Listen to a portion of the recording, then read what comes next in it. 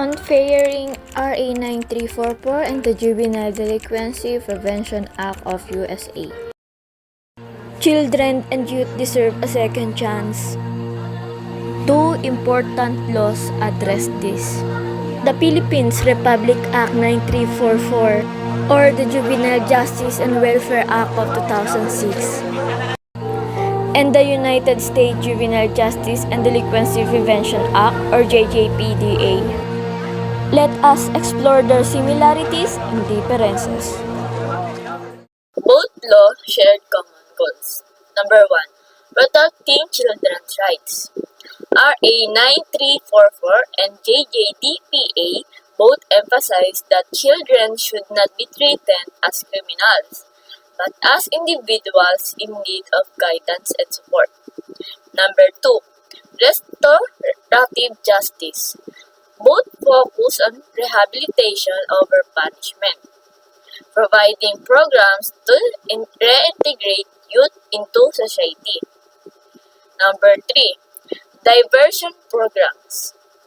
Instead of formal court proceedings, both laws encourage alternative solutions like counseling, community service, or education programs. Number 4. Child-friendly procedures.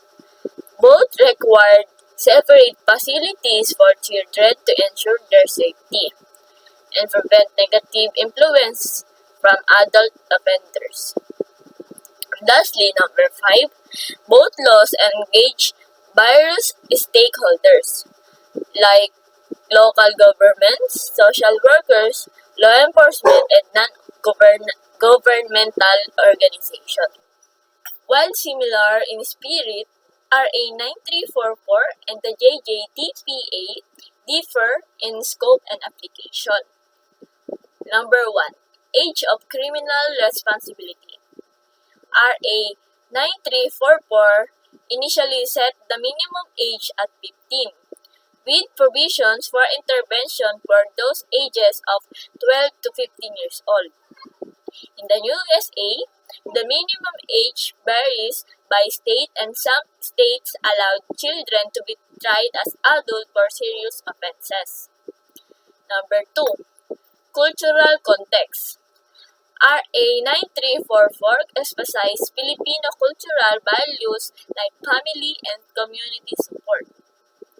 While in USA, federal state legal framework requiring state-level compliance for federal funding.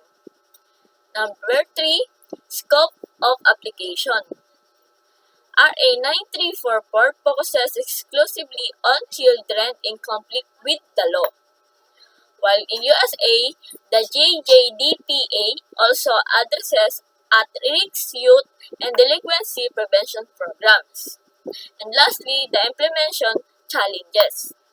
RA 9344 faces challenges such as lack of resources and overcrowded facilities.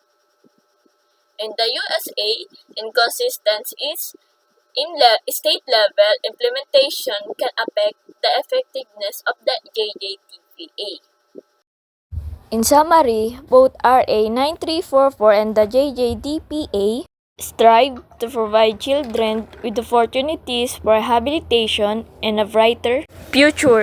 Despite differences in implementation, their shared vision of protecting and empowering youth reminds us of the universal value of investing in the next generation.